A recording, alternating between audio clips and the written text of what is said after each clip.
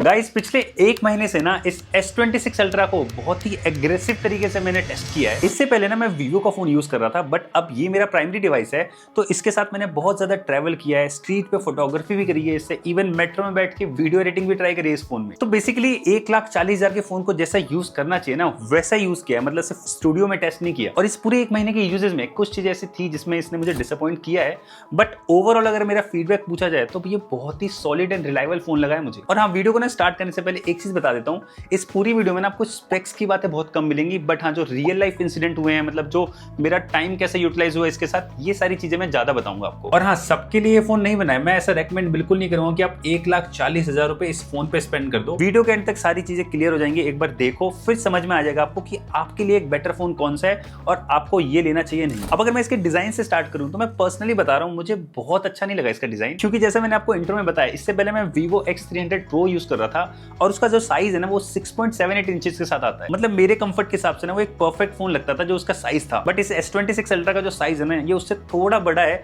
और इसके जो कॉर्नर है वो बहुत शार्प है, इसलिए मुझे बहुत अनकंफर्टेबल फील होता है अगर मैं इसको लॉन्ग टाइम तक यूज करता हूँ। इवन मेरे जैसे ना और भी काफी लोग हुए जो इस बात से अग्री करेंगे कि S24 जो अल्ट्रा था ना वो ज्यादा प्रीमियम लगता था और ज्यादा कंफर्टेबल लगता था मुझे, तो स्पेशली चलाने में। कमेंट करके आप बताओ आपको पर्सनली S24 ज्यादा अच्छा लगता था या S26 Ultra। और इस कंफर्ट वाले पॉइंट की वजह से ना मैं आईफोन में भी प्रो सीरीज यूज करता हूँ, मैक्स सीरीज यूज नहीं करता, क्योंकि एक तो जो उसके एजेस हैं वो बहुत राउंड है और बहुत कॉम्पैक्ट साइज है, तो चलाने में बहुत मजा आता है। और मैंने ना एक और चीज नोटिस करी है, जब भी मैं S Pen के साथ इस फोन को यूज करता था टेबल पे रख के स्पेशली, तो ये ना काफी ज्यादा वोवल करता है। आई थिंक 1,40,000 में थोड़ा तो ऐसा डिजाइन बनाना चाहिए था कि S Pen को यूज कर पाए हम टेबल पे रख के। और काफी लोग मुझसे डिसएग्री भी करेंगे कि S Pen काफी बेकार चीज है। अब देखो, मोस्टली लोगों के लिए ये यूजलेस है, मैं भी एग्री करता हूँ, बट अगर आप एक बिजनेसमैन हो या मेरी तरह एक फुल टाइम कंटेंट क्रिएटर हो तो सच में कभी कभी ये बहुत यूजफुल होता है। जैसे कोई डॉक्यूमेंट साइन करना हो तो मुझे बार बार ना सिग्नेचर ढूंढने नहीं पड़ते फाइल्स में, इजिली से साइन करके अपलोड कर देता हूं। और इसको ना आप डेस्क मोड में भी यूज कर सकते हो। तो सच बताऊं तो मुझे S Pen ना आईफोन के कैमरा कंट्रोल बटन से तो ज्यादा यूजफुल लगता है। अपने इसके डिस्प्ले की बात करते हैं, और लॉन्च के टाइम से अभी तक आपने बहुत सारी फीचर्स देख लिए होंगे, प्राइवेसी डिस्प्ले कैसे काम करता है, क्या होता है, तो उसकी बात तो मैं ज्यादा नहीं बताऊंगा। बट स्टार्टिंग में ना इसके डिस्प्ले की कंट्रोवर्सी की बात करते हैं। आपको याद होगा जब ये फोन लॉन्च हुआ था ना, तो ब्रांड के साइड से इन्फॉर्मेशन आई थी कि एक 10-बिट पैनल है डिस्प्ले के अंदर, और सारे बड़े क्रिएटर्स ने अग्री भी किया था। बट थोड़े दिनों बाद ही पता चल गया कि ये सिर्फ 8-बिट पैनल है, ये 8-बिट प्लस FRC यूज किया इन्होंने, क्योंकि 8-बिट एंड 10-बिट वाले डिस्प्ले में ना ह्यूज डिफरेंस होता है। 8-बिट में अराउंड 16 मिलियन कलर्स होते हैं, और अगर कोई 10-बिट की डिस्प्ले उसमें 1 बिलियन कलर्स दिखते हैं। तो एज एन ऑडियंस या फिर मैं क्रिएटर के साइड से भी बात करूं तो ब्रांड को ना ऐसे मिस इन्फॉर्मेशन फैलाना नहीं चाहिए था। मेरे अकॉर्डिंग तो इसमें किसी क्रिएटर की बिल्कुल भी गलती नहीं थी जो उन्होंने 10-बिट डिस्प्ले बताया,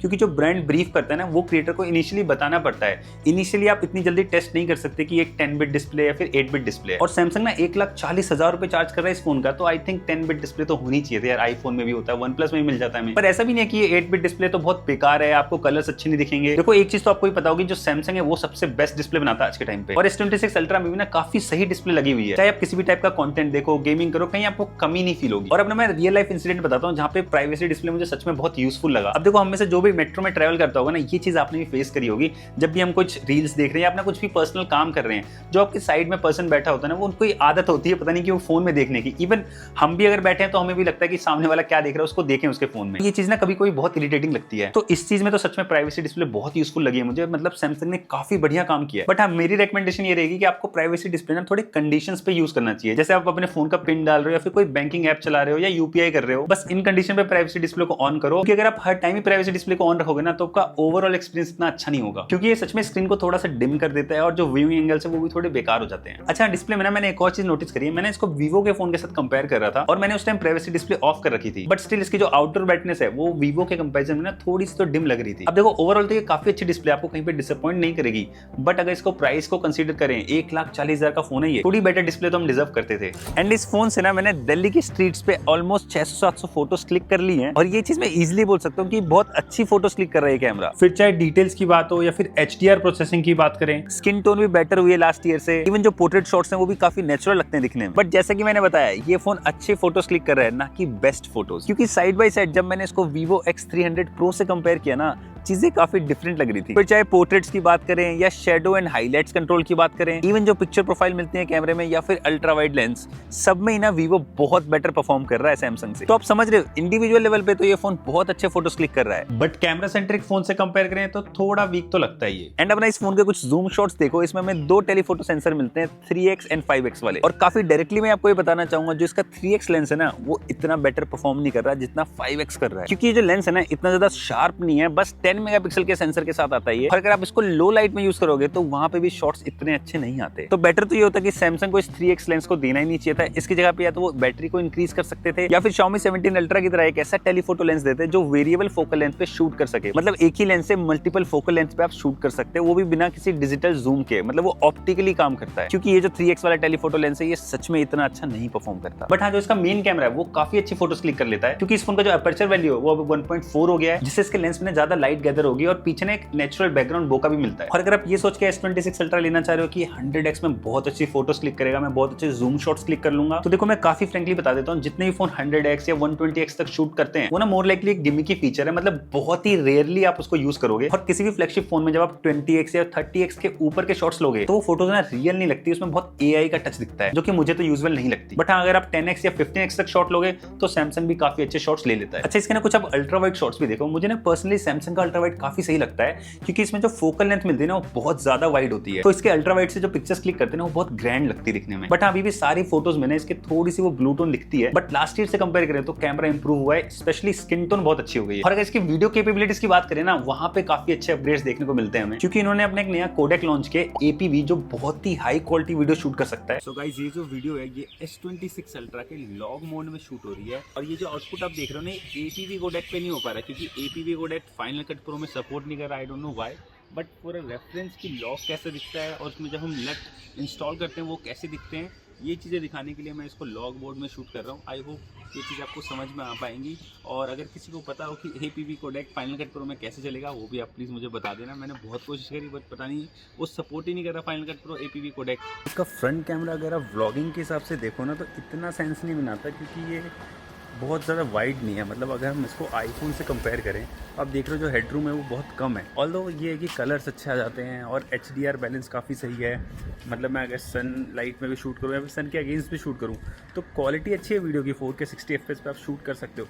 बट हाँ, व्लॉगिंग के लिए आई वॉन्ट रिकमेंड दिस। और आप ऑडियो तो सुन ही रहे हो, ये इसके फ्रंट कैमरे पे ही रिकॉर्ड हो रहा है और ऑडियो भी फोन में ही रिकॉर्ड हो रही है। और ये कुछ फ्रंट कैमरे के सैंपल्स देखो, पोर्ट्रेट मोड में मिलता है हमें फ्रंट कैमरे में, कलर्स काफी अच्छे प्रोड्यूस कर पा रहा है ये, इवन HDR बैलेंस भी बहुत सही है। मतलब फ्रंट कैमरा हर चीज में अच्छा परफॉर्म कर रहा है। बट हाँ, नेक्स्ट ईयर अगर ये आईफोन जैसा फ्रंट कैमरा दे देंगे तो और बेटर हो जाएगा। बट हाँ, इसमें जो डुअल रिकॉर्डिंग वाला फीचर है ना, वो सारे ब्लॉगर्स या फिर जो प्रोडक्ट रिव्यूज करते हैं उनके लिए बहुत काम का फीचर है, क्योंकि इस फीचर में ना आप मल्टीपल चीजें कर सकते हो। जैसे अगर आप वाइड एंगल पे शूट कर रहे हो तो साथ में फ्रंट कैमरे में आपका भी व्यू दिखेगा, और उसको ना आप स्क्रीन पे कहीं पे ड्रैग भी कर सकते हो, इवन कैमरा लेंसेज भी चेंज कर सकते हो। बहुत सारे ऑप्शन देखने को मिल जाते हैं। अच्छा, आप देखो वैसे तो ये 8K 30 FPS तक शूट कर सकता है, बट रियल लाइफ में कोई नहीं करता भी तो। बट अच्छी चीज पता है क्या है, इसके सारे लेंसेज से ना 4K 60 FPS तक तो शूट कर सकते हो। और अगर मैं आपको पोर्ट्रेट वीडियो का सीन बताऊं तो यहाँ पे इंप्रूवमेंट की जा सकती है, क्योंकि जो कंपटीशन है जैसे Vivo X300 Pro वो 4K 60 FPS पे सिनेमैटिक मोड में शूट कर लेता है, और ये सिर्फ 4K 30 पे स्टिक है अभी। यहाँ पे सैमसंग और इंप्रूव कर सकता है, फिल्म मेकर्स को काफी पसंद आएगा ये फीचर। अब परफॉर्मेंस में अगर आपको बेंचमार्क्स ही देखने तो एक बार मैं आपको स्क्रीन पे वो भी दिखा देता हूँ, बट उसके बाद मैं आपको गेमिंग का सीन बताता हूँ इसका। अब देखो, रियलिटी तो यही है कि किसी भी ब्रांड का फ्लैगशिप फोन हो ना, वो डे टू डे लाइफ का जो काम होता है बहुत ईजिली हैंडल कर लेता है, मल्टीटास्किंग बहुत प्यार से हो जाती है। बट गेमिंग में ऐसा होता है कि हाँ, थोड़ा बहुत डिफरेंसेस दिख जाते हैं।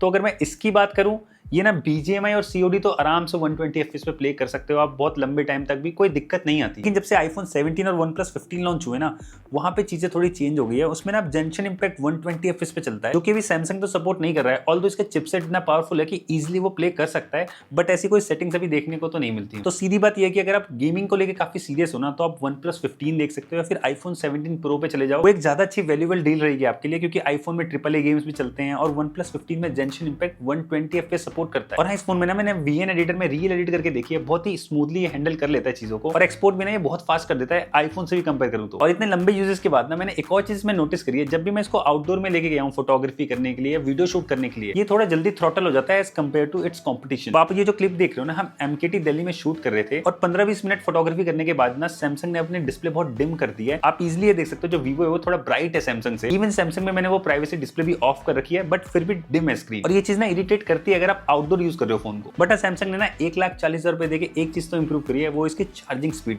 पहले S25 अल्ट्रा 45 वॉट पे चार्ज होता था, अब ये 60 वॉट पे चार्ज होता है और चार्जिंग स्पीड के नंबर्स भी काफी अच्छे हैं। मैंने इसको टेस्ट किया था, ये 15 मिनट में ना 50% चार्ज हो जाता है और 30 मिनट में ना 80% फोन चार्ज होता है, जिससे आप इजिली अगर लाइट यूजर हो तो पूरा दिन निकल जाएगा। और 45 से 50 मिनट में ये 100% चार्ज कर देता है फोन को। तो चार्जिंग स्पीड तो सच में इंप्रूव हुई है। बट मुझे एक चीज समझ नहीं आ रहा, पिछले 4-5 सालों से ना ये 5000 mAh बैटरी के साथ ही आता है। थोड़ा तो इंप्रूव कर सकते हैं इस चीज में ये। और पूरे महीने के यूजेस के बाद ना मैं अगर स्क्रीन ऑन टाइम की बात करूं तो जिस दिन मैंने इसको लाइट यूज किया है, वाईफाई पे था ये, और मोस्टली इंस्टाग्राम, ट्विटर, रेडिट ये सारी चीजें चलाई है ना, तो इजिली ये पूरा दिन निकाल देता है। मतलब अगर सुबह 9 बजे से मैंने स्टार्ट किया फोन को चलाना तो 10-11 बजे रात तक 20% के आसपास बैटरी बच जाती है। मतलब 6.5 से 7 घंटे का एसओटी दे देता है ये। लेकिन अगर मैं हैवी यूजेस की बात करूं ना कि इसको मैं आउटडोर लेके गया हूं, कैमरा टेस्ट कर रहा हूं, 5G भी यूज हो रहा है, तो ये एटमैक्स ना सिर्फ हाफ डे तक ही सर्वाइव कर पाता है। तो आपको फिर से चार्ज करने की नीड तो पड़ेगी। तो मुझे लग रहा है ना ये हाई टाइम आ गया, इनको थोड़ी तो अपनी बैटरी कैपेसिटी बढ़ानी चाहिए। क्योंकि अगर मैं इसकी कॉम्पिटिशन की बात करूं, चाहे फिर वो OnePlus हो, Vivo या फिर iPhone भी हो, वो ज्यादा बैटरी स्क्रीन ऑन टाइम दे रहे हैं एज कम्पेयर टू अल्ट्रा। और हाँ, ये फास्ट वायरलेस चार्जिंग तो सपोर्ट करता है, बट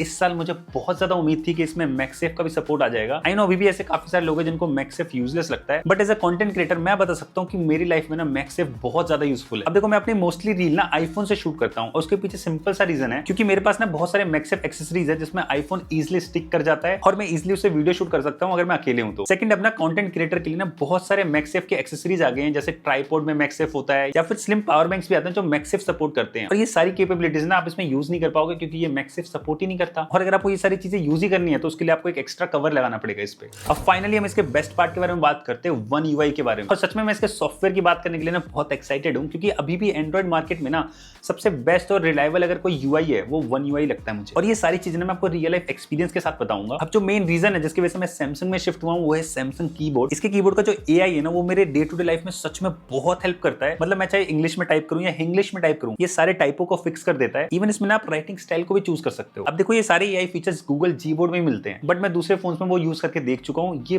बहुत ज्यादा एक्यूरेट है और ये हर टाइम काम करता है, वो इतना एक्यूरेट नहीं लगा मुझे। सेकंड चीज जो मैंने इस साल बहुत यूज करी है सैमसंग के फोन में, वो ना ये फाइंडर है। इसमें सिर्फ सिंगल क्लिक करके ना आप पूरे फोन से कुछ भी चीज ढूंढ सकते हो, मतलब कोई कॉन्टैक्ट हो या फिर कोई फोटोज हो। आई नो ये और भी फोन में मिलता है, बट इसमें भी आता है तो मुझे अच्छा लगता है और मैं डे टू डे लाइफ में यूज करता हूँ। एंड One UI का ना एक और फीचर मैं बताता हूँ जो सच में लाइफ सेविंग है। अब यूजुअली जब आपके घर में इलेक्ट्रिशियन या प्लम्बर आते हैं, उनके अननोन नंबर से फोन आता है तो आप बार बार सबका नंबर सेव नहीं करना चाहते, बट सैमसंग के फोन में ना आप उनको टैग दे सकते हो। वो आपके कॉन्टैक्ट्स में सेव नहीं होंगे, बट आपके डायलर पे वो आराम से दिखेंगे। और ये सच में बहुत अच्छा लाइफ हैक लगता है मुझे। एंड इस साल जो फोटो असिस्टेंट, ऑडियो इरेजर वाला फीचर है ना, वो और अच्छे से एनहेंस कर दिया उन्होंने। मतलब अगर आप रील देख रहे हो या फिर क्रिकेट मैच देख रहे हो और पीछे बहुत ज्यादा नॉइज है, तो आप ऑडियो इरेजर से ना पीछे नॉइज को कैंसिल कर सकते हो और ऑडियो बहुत क्लियर सुनाई देती है आपको। एंड फोटो असिस्ट में भी बहुत सारी चीजें कर सकते हैं। उनका सबसे फेमस एग्जांपल देता हूं जो सबने आपको दिखाया होगा। किसी भी नाइट शॉट में अगर आप प्रॉम्प्ट डालोगे ना कि इसको डे लाइट में कन्वर्ट कर दे, वो बहुत ही अच्छी तरीके से कन्वर्ट करता है। मतलब बहुत मुश्किल हो जाता है ये बताना कि ये फोटो डे में क्लिक करी थी या नाइट में। तो ऐसे ना बहुत सारी क्रिएटिव चीज कर सकते हो आप इसके फोटो असिस्ट में। एंड इन सारे इंप्रूवमेंट्स के बाद ना थोड़े बग्स की बात कर लेते हैं। अब देखो, ऐसा कंटेंट क्रिएटर ना ये फोन में हर जगह बहुत ज्यादा यूज करता हूं, बट इंस्टाग्राम एक ऐसा सिंगल ऐप है जो बहुत ज्यादा अनऑप्टिमाइज है इसके अंदर। जब से मैंने इस फोन को अपना प्राइमरी डिवाइस बनाया है, इसके इंस्टाग्राम में बहुत सारे बग्स हैं। जैसे मैं आपको स्क्रीन पे दिखाता हूं, जैसे मैं फीड में नीचे जाऊंगा ना तो एकदम से बहुत ग्लिचेस आते हैं और ये 10 में से 4 to 5 टाइम्स होता ही होता है। या फिर कभी इंस्टाग्राम की फीड रीलोड ही नहीं होती। और 1-2 दिनों से एक नया बग देखा मैंने इंस्टाग्राम में, जो नोटिफिकेशन सेक्शन है ना वो कभी कभार ग्रे दिखता है ब्लैक की जगह पे।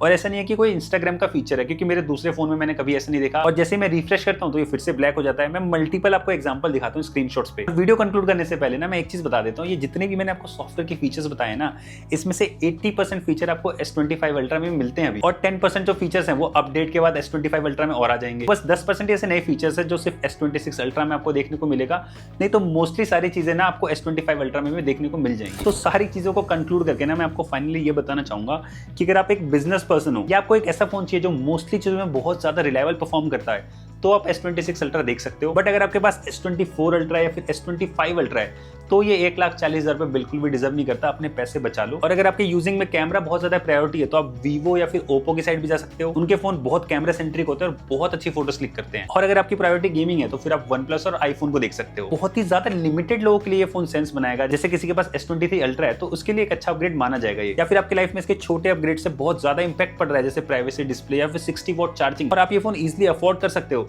तो कोई बुराई नहीं है इस फोन को लेने में। आप इजिली इसको कंसीडर कर सकते हो। और अगर आपको मेरा कंटेंट अच्छा लगा हो तो प्लीज इस चैनल को सब्सक्राइब करना मत भूलना, और कमेंट करके ये जरूर बताना कि आप नेक्स्ट वीडियो किस टॉपिक पे देखना चाहते हो या आपका क्या पॉइंट है इस फोन को लेके।